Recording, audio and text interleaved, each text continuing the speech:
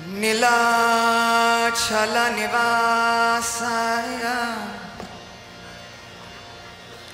नित्याय परमात्मने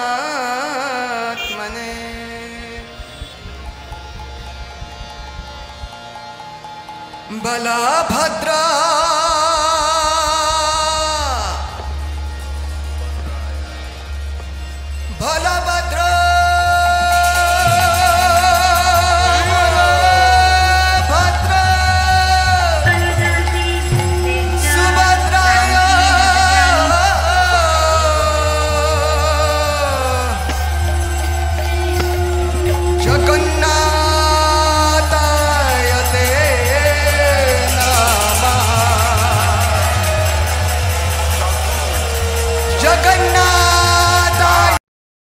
हरे Krishna friends Radhe Radhe welcome to our channel ISKCON Mayapur devotees केमन आछो तोमरा सबाई आशा करछि सबाई खूब भालो आछो आमराओ खूब भालो आछि राधा माधव गुरु गौरांगी कृपाय।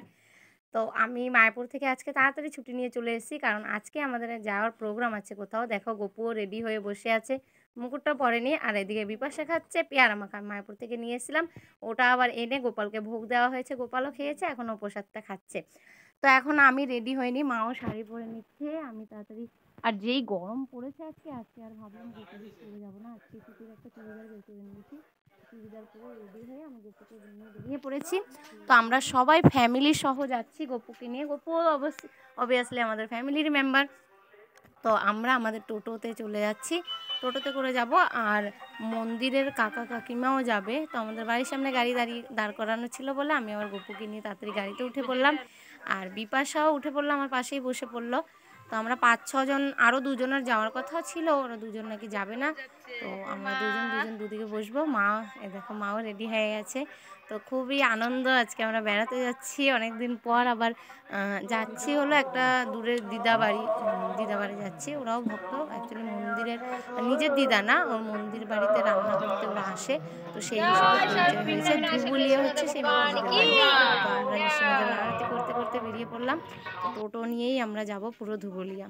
তো ওদের জন্য না অ্যাকচুয়ালি ওদের বাড়িতেও বিগ্রহ আছে তো আমরা কোনোদিনই যাইনি ফার্স্ট যাচ্ছি ফোনে ঠিকানা বলেছে আমাদেরকে। তো দই আর মিষ্টি নিয়ে নিচ্ছি আমাদের বাজারের এটা ফেমাস মিষ্টির দোকান খুব ভালো মিষ্টি হয়। তো এখান থেকে দই আর মিষ্টি ওদের বিগ্রহের জন্য নিয়ে নিচ্ছি। তো মিষ্টি দই নিয়ে আমরা বেরিয়ে পড়লাম ওইখান থেকে।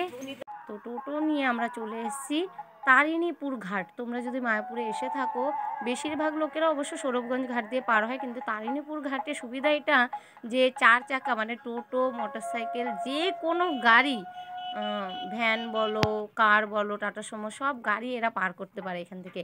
আর ওয়েদারটা বেশ সুন্দর হয়েছিল আর আশেপাশে দেখতে পাচ্ছ জলঙ্গি নদী দেখাই যাচ্ছে না কচুরিপানা পুরো ভরা।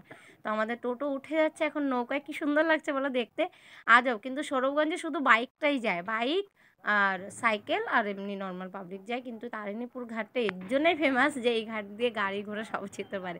তো তার জন্য যারা গাড়ি নিয়ে আসে চেষ্টা করে এখান দিয়েই পার হওয়ার কারণ কোনো অসুবিধা হয় না। দেখো কতগুলো গাড়ি উঠে আছে। তো বিপাশা টোটো থেকে নামিয়ে নিয়ে আমরা টোটোতে থেকে নেমে পড়েছিলাম বাবা আর বিপাশা টোটোতেই রয়েছে আমাদেরকে বাদ দিয়ে আরও 2-3টে গাড়ি রয়েছে টোটোতে মানে এসে বোটে নৌকায়। আর জলঙ্গি নদী দেখা যাচ্ছে না কচুরিপানায় পুরো ঢেকে গেছে।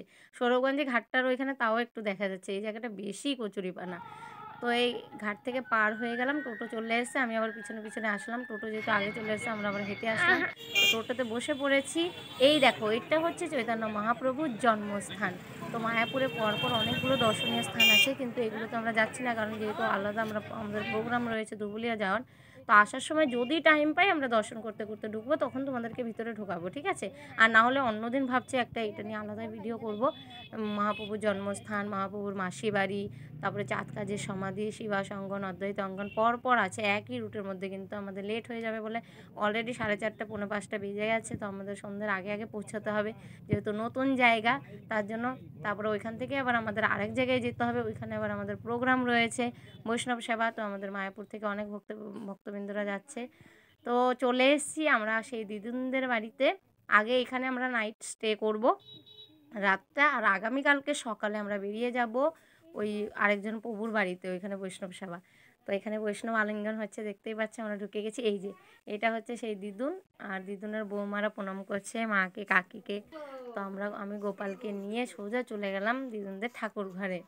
ঠাকুর ঘরে এসে দেখলাম কি কি বিগ্রহ আছে, দেখি একটু অ্যাকচুয়ালি লাইটটা একটু কম আছে ঠাকুর ঘরে এদের, তো তার জন্য অতটা ক্লিয়ারলি দেখা যাচ্ছে না। যাই হোক কাছে যাই একটু গপুকে নিয়ে প্রণামটা করে নিই, আগে প্রণাম করে তারপরে ভিতরে ঢুকে আসলাম।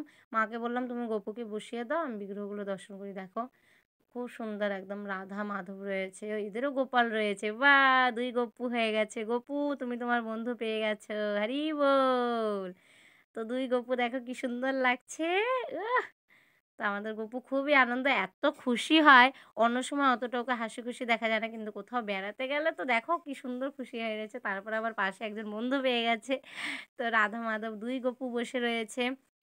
আর এইদিকে রয়েছে বালাজি, তিরুপতি বালাজি রয়েছে, দেখতে পাচ্ছ তোমরা। আর এটা নৃসিংহদেব রয়েছে, আমাদের মায়াপুরেরই নৃসিংহদেব। আর এটা জানি না কি শিলা, আই থিঙ্ক নারায়ণ শিলাই হবে। তো রাত হয়ে গেছে, আমরা ভোগ লাগানোর পর প্রসাদ পেয়ে নিচ্ছি এখন। মহাপ্রসাদ দেখো, আলুর দম, বেগুনি, রাইস, ডাল, দই, মিষ্টি, তারপরে পায়েস করা হয়েছে। দারুণ মহাপ্রসাদ পেলাম। তো এটা হচ্ছে পরদিন সকাল, আমরা চলে এসেছি আরেক জায়গায়, ঠিক আছে, আরেক বাড়িতে। তো এখানে এসে আমাদের গপুকে আবার বসিয়ে দিয়েছি। মানে কি বলবো, এখানে আবার আরেকটা গপু আছে। এখানে এখানে আর একটা না, আরও 2টো গপু রয়েছে। দেখো ওই যে ভিতরে একজন মার্বেলের গপু রয়েছে আর একটা পিতলের গপু রয়েছে। তো মা গপুকে বসিয়ে দিল, বাবা প্রণাম করছে। তো মেনলি প্রোগ্রাম আজকে আমাদের এইখানেই হবে, বৈষ্ণব সেবার কীর্তন আছে, তো আমাদেরই মোটামুটি দায়িত্ব আছে। তো ওই দিদুনও আমাদের সঙ্গেই এসছে, কারণ দিদুন রান্না ভালো পারে, রাধা মাধবের ভোগ খুব সুন্দর রান্না করে। তো দিদুন আর কাকিমা এখানে রান্না করছে। এদিকে এই যে দাদু লঙ্কার বুটো ছাড়াচ্ছে, মা সবজি বানিয়ে নিচ্ছে, মানে কাঁচা সবজি। আর এইদিকে কাকা কিছু একটা কাজ করছে, মানে সবাই কাজে লেগে পড়েছে মোটামুটি। কিন্তু আমি কোনো কাজ করছি না, আমি এখানে বসে বসে চেয়ারে বসে বসে জব করছি। কারণ সকাল সকাল জব কমপ্লিট না হলে আবার সারাদিন যেহেতু ব্যস্ত থাকতে হবে, আমাকে আবার একটু ভগবদ্গীতা পাঠ করতে হবে, একটু কীর্তন করতে হবে। তার জন্য ভাবলাম আমি তাহলে জবটা আগে আগে শেষ করে নিই। উপাসকগণ দেবলোক লাভ করেন, পিতৃপুরুষদের উপাসকগণ পিতৃলোক লাভ করেন, ভূত এবং প্রেত আদির উপাসকগণ ভূতলোক লাভ করেন, আর আমার উপাসকগণ আমাকেই লাভ করেন। তো অর্জুন ভগবান শ্রীকৃষ্ণকে জিজ্ঞেস করছেন যে অনেক সময় আমরা দেখি যে অনেকে তো রাধা কৃষ্ণ পুজো করে, অনেকে আবার নিজের বাবা মায়ের মানে সিংহাসনে ভগবানের ছবি না রেখে নিজের মা বাবার ছবি রেখে দেয়, যে আমার জন্য আমার মা বাবাই ভগবান। অনেকে আবার রাধা কৃষ্ণ বাদ দিয়ে অনেক নানা রকমের দেবী দেবতা, যেমন মনসা, কালী, দুর্গা, এইসব দেবতাদের পূজা করে। তাই অর্জুন ভগবান শ্রীকৃষ্ণকে জিজ্ঞেস করছে যে তাদের কি গতি হবে, যারা তোমাকে না ভোজে মানে নিজের পিতৃদেরকে ভজনা করে, অন্য অন্য দেবী দেবতাদের পূজা করে, বা অন্য অনেকের আছে যারা ভূত প্রেতদের উপাসক, মানে তান্ত্রিকরা যারা তন্ত্রবিদ্যা করে, তো তারা নানা রকমের ভূত প্রেতদের উপাসনা করে। তাই বলছে তাদের কি গতি হবে। তার উত্তরে ভগবান শ্রীকৃষ্ণ বলছেন যে দেবতাদের উপাসকগণ দেবলোক প্রাপ্ত হবে, মানে যারা বিভিন্ন দেবী দেবতার পূজা করে, যেমন কেউ যদি সূর্যদেবের উপাসক হয় তাহলে সে সূর্যলোকে যাবে। পরপর আমাদের উপরে বিভিন্ন লোক রয়েছে, সূর্যলোক, চন্দ্রলোক, ব্রহ্মলোক, সবার উপরে হচ্ছে গোলক বৃন্দাবন। তো সেখানে যাওয়া তো সবার পক্ষে সম্ভব না, তাই কৃষ্ণ বলছে যে যে যার পূজা করে সে সেই লোকে যায়, কিন্তু সেই লোকে যে ও সবসময় থাকবে তা কিন্তু না। একমাত্র গোলক বৃন্দাবনে যদি আমরা যাই তাহলে আমাদের আর আসতে হবে না, কারণ একমাত্র গোলক বৃন্দাবনের ক্ষয় নেই না।